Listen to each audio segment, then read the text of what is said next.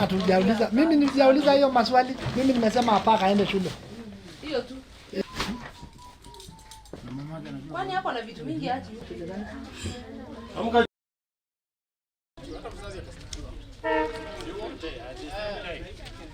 Hakuna tofauti. Tumekuwa na operation hii ya 100% transition, wale watoto kwenda shule form 1 wa report.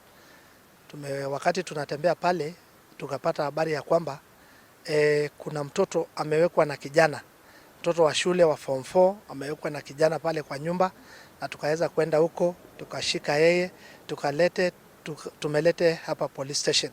Na kwa vijana wote wa Kajiado Town, macho yetu imefunguka kweli kweli. Tunataka kutafuta vijana wote ama wasichana wote wenye wanataka kwenda shule kulingana na sheria ya shule na kulingana na vile president alisema school is a must.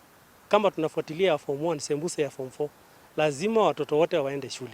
By the fact that one left last year in September, I wouldn't have known where she is, and that is why I have come to check the situation, and I think it will be followed up to know why and what can be done.